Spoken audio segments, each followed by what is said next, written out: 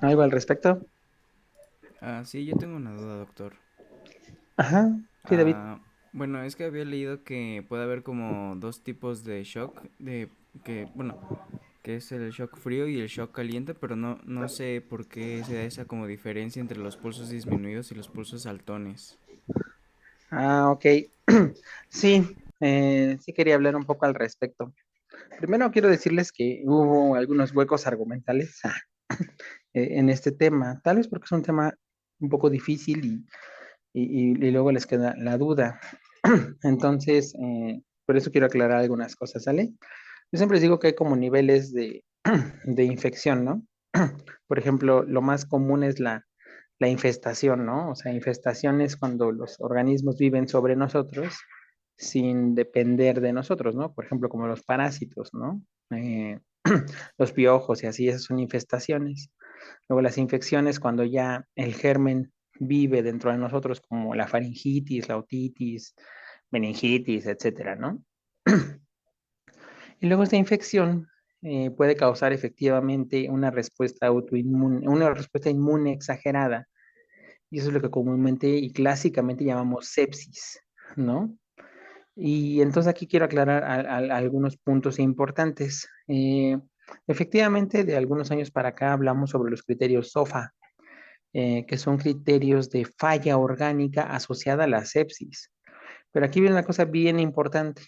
No necesariamente tiene que haber falla orgánica para que un paciente presente sepsis. Entonces, hay una definición clásica de sepsis en pediatría que García utiliza mucho. Y entonces es bien importante entenderla. Y por eso quiero hacer esta aclaración. Para empezar, tienen que saber que hay dos grupos de sepsis en pediatría, ¿no? La sepsis neonatal, que se refiere exclusivamente a la sepsis que se presenta en el grupo de los recién nacidos. Es decir, los menores de 28 días presentan sepsis y este grupo se cataloga aparte porque tiene un cuadro clínico completamente diferente. Y el otro grupo de sepsis, pues la sepsis pediátrica, la sepsis clásica, ¿no? La sepsis del niño. Entonces, sepsis clásicamente se define como la presencia de datos de respuesta inflamatoria sistémica en presencia de una infección.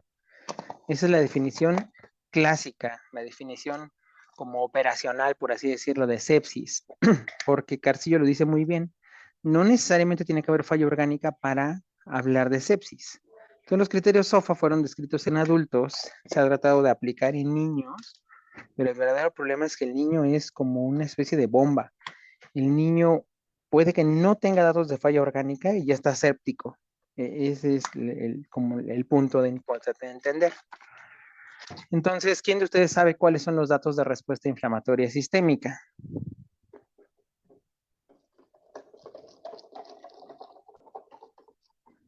¿Alguien ha escuchado de ello o no?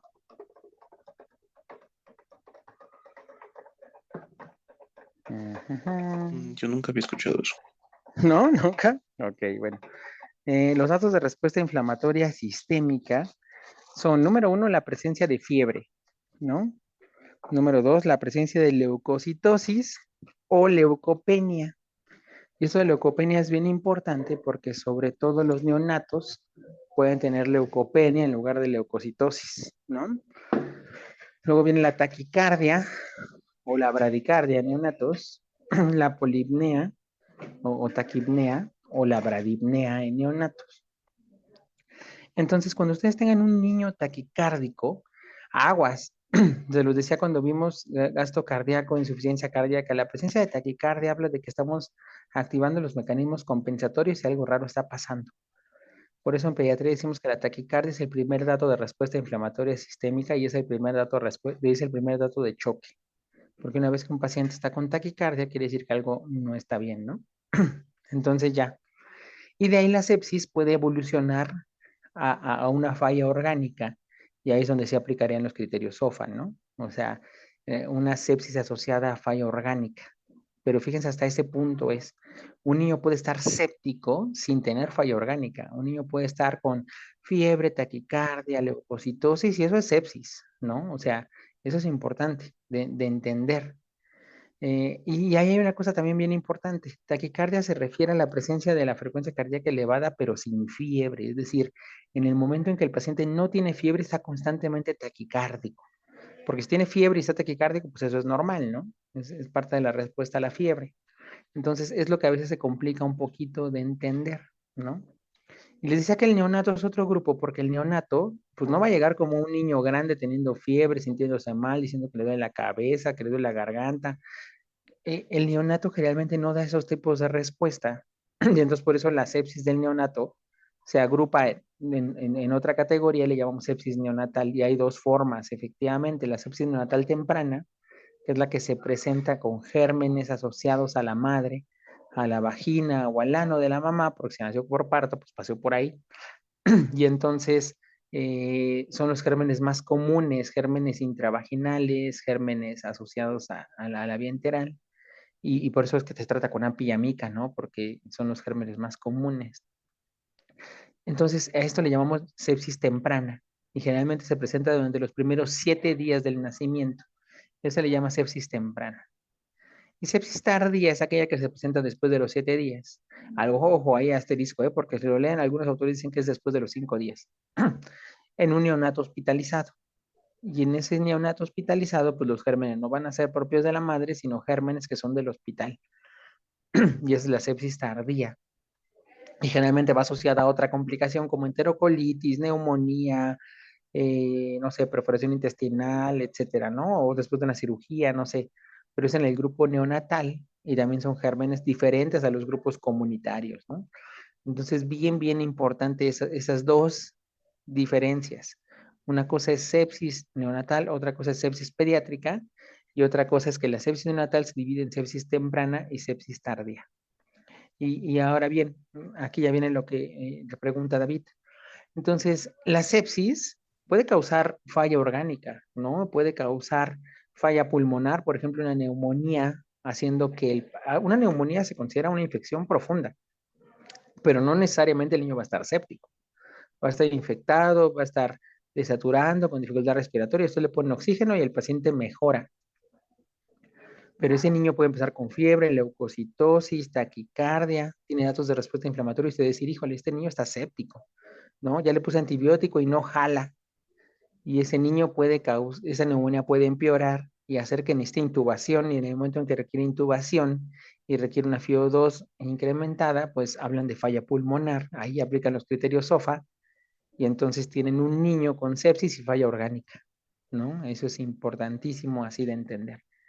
Entonces, ojo, sepsis no es igual a falla orgánica. Un niño puede estar séptico sin tener falla orgánica, pero eso va a evolucionar a la falla orgánica.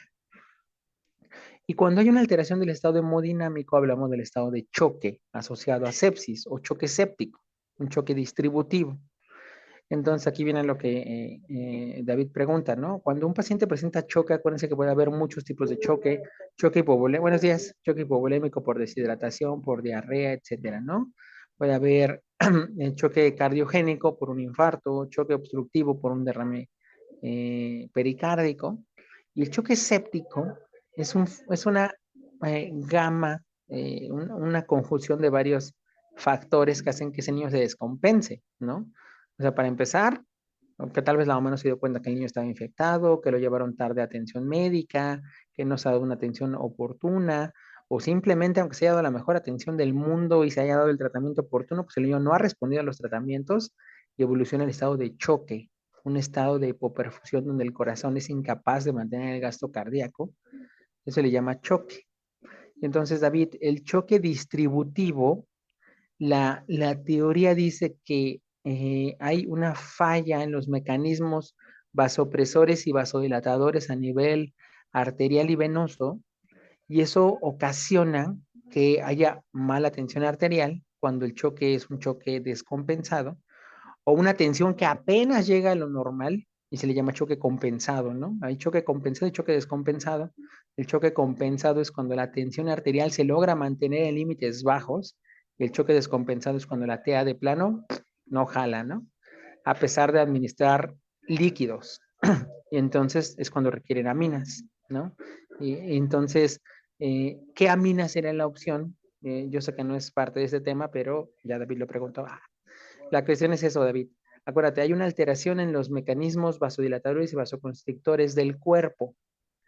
Entonces, cuando hay vasodilatación, el paciente se ve rojo, se ve rubicundo. Y cuando tú checas el llenado capilar es muy rápido. Le llamamos en flash, ¿no? O sea, acuérdense que el llenado capilar normalmente es entre 2 a 3 segundos. Un llenado retardado habla de un choque frío, mientras que un llenado rápido habla de un choque caliente. Y a eso se refieren. Los choques calientes se refieren a un paciente que tiene vasodilatación y por eso el paciente se ve rubicundo, la TEA está baja y entonces como hay vasodilatación, el paciente tiene llenado en flash, ese paciente lo que necesita son vasopresores porque el problema es una vasodilatación y es cuando hay que dar norepinefrina, por ejemplo, ¿no? Para que haya vasoconstricción y entonces el paciente ya no esté vasodilatado, es el choque caliente. Ahora, el choque frío es cuando el paciente está vasoconstriñido, de tal forma que el llenado capilar es retardado. Entonces tú tocas la mano y la mano siente fría, el llenado capilar retardado, y entonces el paciente lo que necesita es un ionotrópico. Y entonces es al paciente que le damos adrenalina, con la idea de que el corazón bombee con más fuerza, con más presión y mejore la perfusión distal. Eso es lo que se refiere a lo de choque frío y choque caliente, David. El choque caliente es un choque que es distributivo con vasodilatación, mientras que el choque frío es un choque distributivo con vasoconstricción. Esas son las diferencias entre estos dos. Y la importancia de diferenciarlo es precisamente el tipo de amina que les digo que van a ocupar, ¿no? El choque caliente se ocupa en vasopresores, mientras que en el choque frío se ocupan ionotrópicos positivos. Esa sería la diferencia, ¿no? Uh, ¿Hasta aquí claro? ¿Alguna duda? Ok, entonces les digo, eso es sepsis entonces, ¿no? Y choque séptico y entonces otra cosa importante que tienen que saber y que hizo un poquito de falta es sobre el algoritmo y el tratamiento de la sepsis. Eh, por ejemplo, si un paciente llega con un choque hipovolémico, porque el niño tuvo diarrea, porque no lo alimentaron adecuadamente, pues lo único que van a necesitar es hidratarlo, ¿no? Pasarle cargas de solución fisiológica y el niño va a mejorar, porque lo único que le falta es volumen. Si el niño tiene un choque cardiogénico porque está infartando, pues a lo mejor requiere ahí sí aminas, ¿no? ECMO, no lo sé. Pero si el paciente tiene, por ejemplo, un tamponade, pues va a requerir que le den el taponamiento cardíaco para que mejore. Pero el choque séptico les digo que es una mezcolanza de cosas, y entonces el choque séptico es difícil de tratar. Cuando ustedes tienen un paciente con choque, lo primero que tienen que hacer es administrar una carga de solución cristaloide. Y recuerden lo que les he mencionado. ¿Alguien recuerda a cuánto se administran las cargas de solución cristaloide en pediatría? Lo hemos mencionado por ahí. ¿Alguien se acuerda? ¿No se acuerda? Porque aquí viene una cosa importante. Cuando de repente les pongo casos clínicos, de repente me salen con una respuesta como de fluidoterapia o soluciones, ¿no? Pero yo les digo que eso no significa nada. O sea, decir fluidoterapia es así como, pues sí, dele agua, señora. O sea, darle agua no quiere decir que el niño vaya a salir del choque, ¿no? Entonces ahí viene una cosa importante. Para detectar choques también es fácil. Ustedes van a ver un niño que puede o no tener alteración de la conciencia. Lo más probable es que la pueda tener. Pero el niño va a estar taquicárdico, ¿no? Acuérdense que la taquicardia es el primer punto. Va a estar hipotenso. Los pulsos van a ser débiles, o tal vez incluso no apenas palpables, pero muy débiles. Y el llenado capilar retardado. Si ustedes tienen eso, el paciente tiene choque. Y si le toman la TA y la TA está pues por debajo de las porcentilas normales, pues el paciente está chocado e hipotenso, ¿no?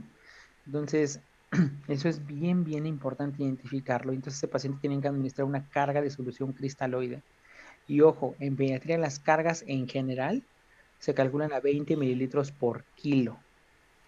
20 mililitros por kilo. Ejemplo, si el niño pesa 4 kilos, pues tú le vas a pasar 4 por 20, pues 80 mililitros. En carga rápida. Carga es que le va a pasar así lo más rápido posible porque la idea es expandir el volumen. Por eso muchas veces han leído eso de que expansores de volumen. Expansores de volumen se refiere a cargas de cristaloides para aumentar el volumen intravascular. Pero ahí hay un asterisco. 20 mililitros por kilo en general, asterisco, excepto en pacientes cardiópatas, nefrópatas, hepatópatas o recién nacidos, porque en ellos las cargas se manejan a 10 mililitros por kilo, porque no pueden manejar el volumen de forma rápida. Entonces acuérdense, pediatría 20 minutos por kilo en general, 10 mililitros por kilo al neonato, cardiópata, nefrópata o hepatópata, ¿no? Entonces el paciente llega chocado, ustedes le administran una carga y teóricamente la carga va a tardar en pasar 5 a 10 minutos como máximo, ¿no? Y tienen que esperarse otros 5 a 10 minutos en lo que se distribuye ese líquido en el cuerpo. Entonces, de tal forma que cuando el paciente llega, le llamamos el minuto cero, ustedes administran una carga y a los 20 minutos tienen que reevaluarlo. Si el paciente sigue en estado de choque, puede administrar una segunda carga, otros 20 mililitros por kilo. Y lo mismo, va a pasar en 10 minutos, lo van a pasar 10 minutos en lo que lo checan, y cuando hayan pasado 40 minutos en total desde que el paciente llegó, lo vuelven a valorar. Si el paciente sigue en estado de choque, puede administrar una tercera carga al minuto 40. Y lo mismo, 10 minutos en lo que pasa, 10 minutos en lo que evalúan, y se va a cumplir una hora completita desde que el paciente llegó, cuando ustedes administraron las 3 cargas. Y entonces esa primera hora es bien importante, porque obviamente no van a estar pasando la carga nada más. Ustedes acuérdense que tienen que hacer la evaluación primaria, la evaluación secundaria, toda la exploración física y tratar de identificar cuál es la causa.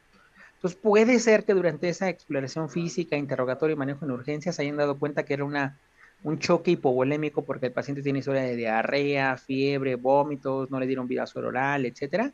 ¿Y qué creen? Cuando le pasaron la segunda carga, el paciente se curó porque era un choque hipovolémico. Bueno, no se curó, más bien salió del choque y entonces una vez que sale del choque, ya tienen que continuar con un plan de hidratación que veremos más adelante y ya daremos planes de hidratación, ¿no? Pero puede ser que durante esa historia que hayan hecho se hayan dado cuenta que el paciente empezó con faringitis, tiene cuadro clínico de neumonía, ya le pusieron oxígeno, porque vieron que la vía era permeable, le pusieron oxígeno, vieron que el paciente estaba chocado, entonces administraron unas cargas, etcétera. Y puede que hayan pasado las 3 cargas, ya haya pasado una hora, y a eso le llamamos el choque refractario a volumen. El paciente no mejoró con las 3 cargas.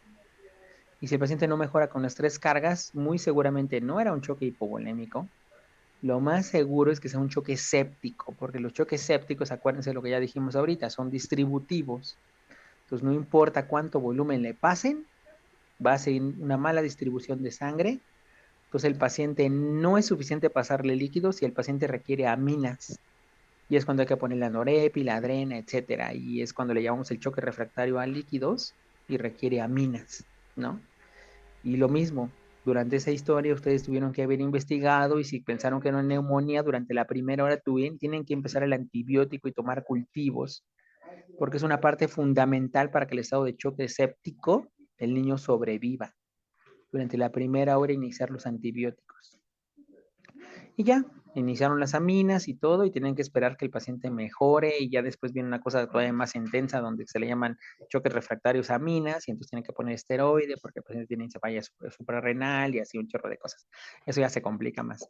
Pero la parte inicial, sí es lo que quiero que sepan, es muy importante ese algoritmo, ¿sale? Que se llama el algoritmo de choque séptico.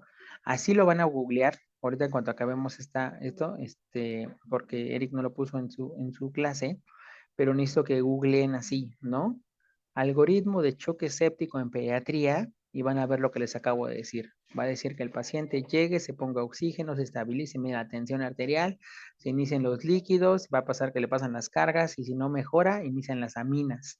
Y por ahí va a venir un cuadrito que dice iniciar antibiótico en la primera hora y así lo van a encontrar, se los juro. Entonces es el algoritmo de choque séptico. Y es bien importante que sepamos esto de las cargas porque todo paciente chocado necesita cargas de líquido cristaloide, ¿sale? Cuando pasaron el segundo año de la carrera por ahí en cirugía, estoy seguro que lo ven, porque todos lo vemos en cirugía. hablan sobre los cristaloides y los coloides. No me van a dejar mentir, pero yo también fui universitario, también me acuerdo que se lo enseñaron y estoy seguro que se lo siguen enseñando. Pero a veces como que no lo relacionamos, porque en segundo año de la carrera pues estamos bien chiquitos y no entendemos qué es lo que necesitamos entender, pero a eso se refieren. Cristaloides son expansores rápidos de volumen, como la solución fisiológica o la solución Harman, mientras que los coloides son soluciones que además aportan una carga osmolar. El ejemplo supremo es la albúmina y el plasma. Esos son componentes que pueden ocuparse también como expansor de volumen, pero no solamente son cristaloides, también son coloides porque tienen un efecto osmótico. ¿Sale? Ya, bueno, esa parte les digo que faltó en la presentación y es sumamente importante entenderlo. Y la definición de sepsis en pediatría, recuerden que es diferente y los criterios SOFA se utilizan hasta que falla un órgano. Pero ustedes no tienen que esperarse a que falle un órgano para identificar que el paciente esté séptico. Pues en general la definición clásica de sepsis, así lo van a leer como definición clásica, es la presencia de datos de respuesta inflamatoria sistémica en presencia de una infección confirmada o sospechada. Eso también es bien importante. No, sobre todo por los niños que, sobre todo los neonatos, ¿no? Que no necesariamente van a crepitar si tienen neumonía, que no necesariamente van a tener fiebre si están sépticos. De hecho, el neonato es un grupo que se comporta bien diferente, por eso la sepsis neonatal es aparte. El neonato muchas veces, en lugar de tener fiebre, sentirse mal, estar irritable, lo que pasa es que tiene rechazo al alimento, se pone ictérico, eh, se pone hipoactivo, y eso es un dato también de riesgo de que el paciente probablemente está séptico, ¿no?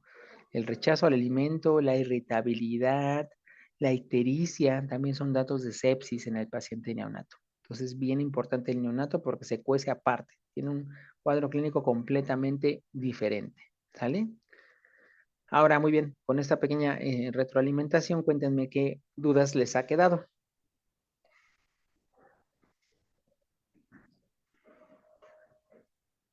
¿No? ¿Ya? ¿Están listos para tratar un paciente chocado? Yo sí tengo una duda. Sí, Mitch. Por ejemplo, en caso de los datos de respuesta inflamatoria sistémica, o sea, no Ujú, tendría que tener todos los datos, porque había exacto. comentado que, por ejemplo, podría tener taquicardia, pero sin fiebre. Ujú, ujú. Entonces no tendría que tener todos, tendría, Sí, o sea, aunque tenga, no sé, uno. sí. De hecho, dice que con que tenga fiebre y al menos uno de los otros dos. Ah, ok. Pero fiebre se refiere a que no la tenga fiebre en ese momento en que tú lo estás viendo. Puede Ajá. que la mamá llegue y te diga que tuvo fiebre toda la noche y cuando Ujú. llega contigo, como le dieron ibuprofeno, paracetamol, a lo mejor no tiene fiebre, pero está taquicárdico y está polimneico. Ya, eso es sepsis. Ajá. Siempre que Ah, tengan ok, un ok. paciente taquicárdico polimneico, aguas. Quiere decir que está séptico. Y luego le toman la BH y ya encuentran leucostosis y leucopenia. Efectivamente, Mitch, no tiene que tener todos los criterios. ¿Sale? Ok, vale.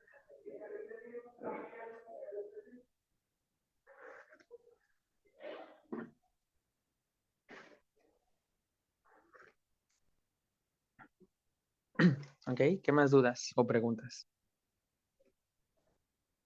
Ya tengo sus calificaciones de examen, ¿eh? Ah.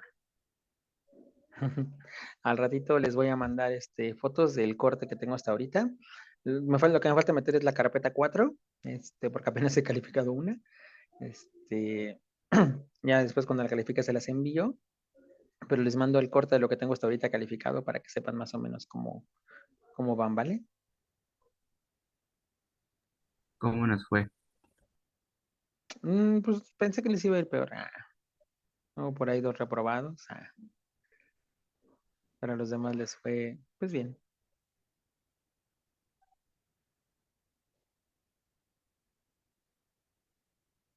Hasta hubo un 10, fíjense.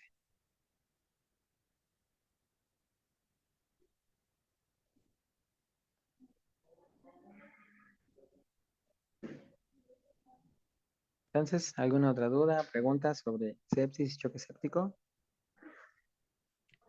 Ya sé que es importante comentarles. ¿Cuál creen que sea el choque más común en pediatría?